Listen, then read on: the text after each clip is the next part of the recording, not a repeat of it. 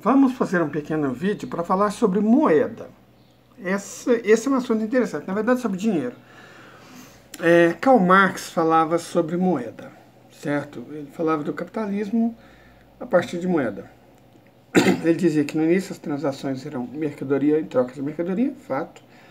Depois mercadoria em troca de moeda, e o capitalismo chegaria a uma fase em que moeda seria trocada por moeda. É o capitalismo financeiro.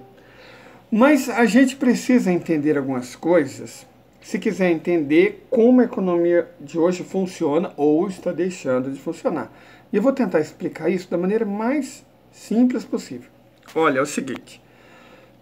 Primeiro, o que é a moeda? É uma invenção da Lídia de uns 3.000 anos atrás. Lídia era uma região onde hoje fica a Turquia.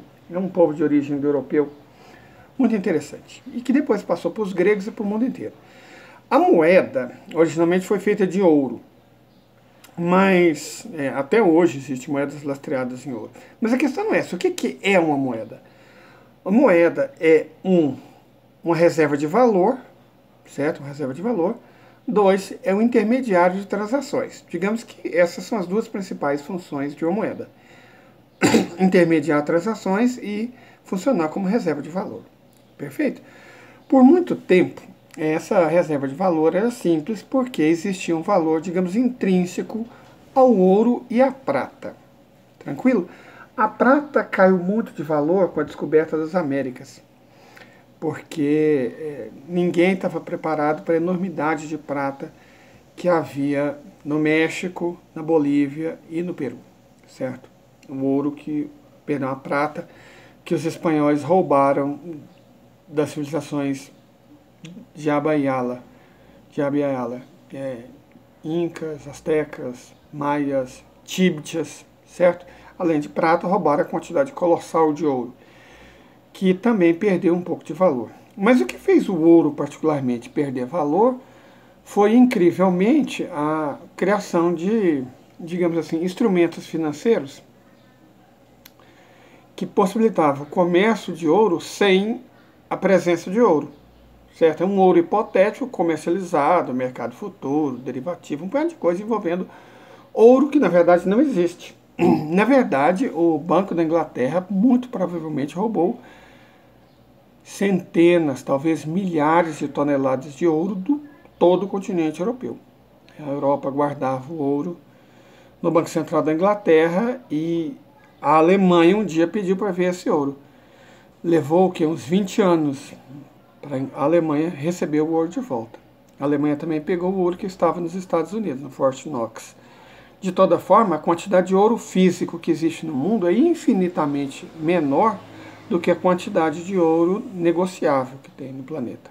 Então, a gente está falando sobre ouro porque o ouro cumpre bem essa função, tanto de reserva de valor quanto de intermediário de negócio. E por muito tempo, a maioria das moedas do mundo é lastreada em ouro ou em prata. Perfeito? Os Estados Unidos até tiveram uma discussão interna muito grande sobre se o dólar deveria ser lastreado em ouro ou lastreado em prata. Originalmente, dólar vem de thaler, do alemão, era lastreado em prata. Thaler é uma determinada quantidade de prata. Talento, que você vê muito na Bíblia, foi muito utilizado no Oriente Médio, era lastreado em prata. Hoje, praticamente não tem moeda lastreada em prata, mas em tese, tanto ouro quanto prata servem para lastrear moedas. É interessante uma moeda lastreada em ouro ou em prata, porque você tem uma quantidade de riqueza na forma física para lastrear a sua riqueza na forma monetária. Perfeito? Na verdade, a China e a Rússia trabalham para que a moeda seja novamente lastreada. Só que eles têm ainda uma outra opção, que é uma moeda lastreada em recursos. Olha, é uma ideia interessante. Os países lastreiam moedas na quantidade de recursos que possuem. Petróleo, madeira, gás natural, minérios, água, produtos agrícolas, mesmo produtos industriais. O problema é como precificar isso. Você tem uma questão prática. O Glaziev gosta dessa ideia.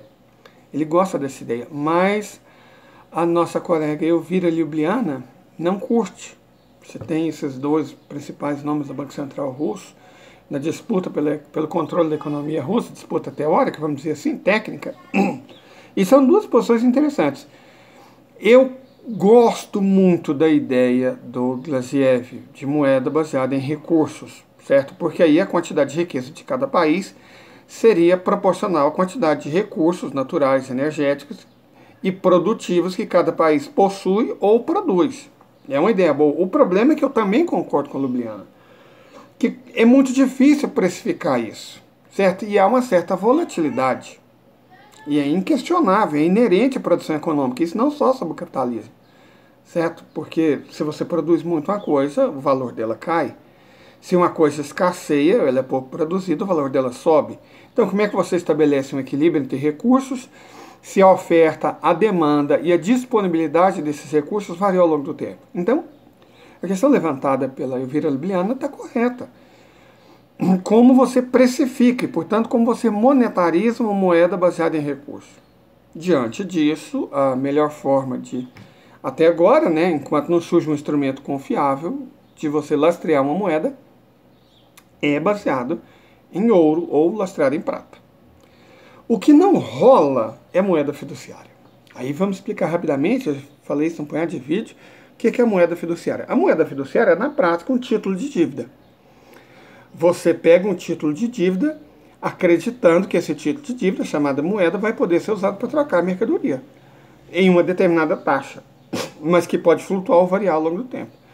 As moedas hoje são todas fiduciárias, basicamente, quase todas. Existem moedas que não são, mas a maioria delas é. Qual que é a lógica? A lógica é que havia Bretton Woods, né, até começo da década de 1970, se não me engano, 1973, que dizia que os Estados Unidos se comprometiam a lastrear o dólar em ouro. E a partir daí, o câmbio seria fixado com base no dólar. Então, elas estavam indiretamente lastreadas no ouro dos Estados Unidos. Só que os Estados Unidos começaram a gastar, com a guerra do Vietnã, uma quantidade enorme de recursos. E aí, tanto a França quanto a Alemanha pagaram para ver. Falaram, não tem lógica, não tem sentido os Estados Unidos gastarem tanto dinheiro, só se eles tiverem a quantidade colossal de ouro. França e Alemanha pagaram para ver. E os Estados Unidos, de fato, não tinham essa quantidade de ouro que eles deviam ter. E o que o Nixon fez? Simplesmente falou que temporariamente, os Estados Unidos abririam mão de lastrear a moeda em dólar. Esse temporário já foi o ano que vem, faz 50 anos. O temporário. Então, o dólar, na prática, não é lastreado em nada. Então, o que garante o valor do dólar? Ora, o que garante o valor do dólar são as Forças Armadas dos Estados Unidos. É a chantagem pura e simples. Ó, você usa o dólar, aceita que o dólar tem valor, senão nós vamos destruir o seu país. Simples assim. Além disso, teve a questão dos anos 70 também, do petrodólar. Até um tempo atrás, até o ano passado, o dólar era a única moeda que podia comprar petróleo. Então você estava dizendo o seguinte, ó, o dólar vale petróleo. É uma moeda com a qual você pode comprar petróleo. Os países que tentaram vender petróleo por moeda que não fosse o dólar, a Venezuela, por exemplo, também o Iraque de Saddam Hussein, a Líbia de Gaddafi, esses países foram destruídos, ou chegaram perto de serem destruídos. Gaddafi foi morto, Saddam Hussein foi morto. Tentaram destruir o Irã, tentaram destruir a Venezuela, porque estavam vendendo petróleo por uma moeda que não fosse o dólar, certo? Só que o petrodólar acabou com a guerra, e principalmente com as sanções, e principalmente com o roubo de recursos pelos Estados Unidos e pelo Ocidente, roubaram centenas de bilhões de dólares da Rússia. Roubaram do Irã, roubaram da Venezuela, e aí você perde confiança. Quer dizer, como é que você deposita dinheiro, recursos nos Estados Unidos, vocês podem simplesmente confiscar a qualquer momento por qualquer pretexto. Então a Arábia Saudita, que tinha como garantia dos Estados Unidos ser protegida em troca de só vender petróleo em dólar, chutou o pau da barraca. Quer saber? Foda-se, você não está nos protegendo, vamos vender moeda, vamos vender petróleo, em qualquer moeda. Certo? E o yuan começou a ser usado para comprar petróleo. O euro começou a ser usado para comprar petróleo. E aí o sistema de lastro do dólar em petróleo foi para o saco. E agora é uma moeda fiduciária plena, porque nem o lastro hipotético em petróleo o dólar tem mais. É só um título de dívida. Só que os Estados Unidos estão afundados em uma dívida de mais de 50 trilhões de dólares, só em dívida externa. É uma dívida que não pode ser paga, uma coisa que eu repito quase todos os vídeos. Se uma dívida não pode ser paga, ela não será paga. Se os Estados Unidos não têm como pagar 50 trilhões de dólares em dívida, eles não vão pagar a dívida que têm. E se a moeda deles, fiduciária, é baseada em dívida, uma dívida que não pode ser paga, o que o dólar vale? Nada. Nada. Então é assim que a Federação Russa e mesmo a China e o Irã esperam vencer a guerra. E vão vencer, destruindo o dólar.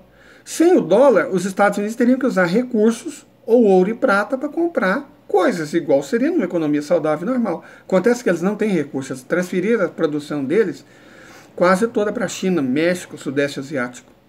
Certo? Eles não têm recursos naturais em quantidade suficiente. Eles têm um pouco de petróleo, gás natural, mas só. E extrair é um custo muito elevado, porque é petróleo de fracking, né, de xisto, gás de xisto, shale gas, que é muito mais caro do que o petróleo convencional, do que o gás convencional.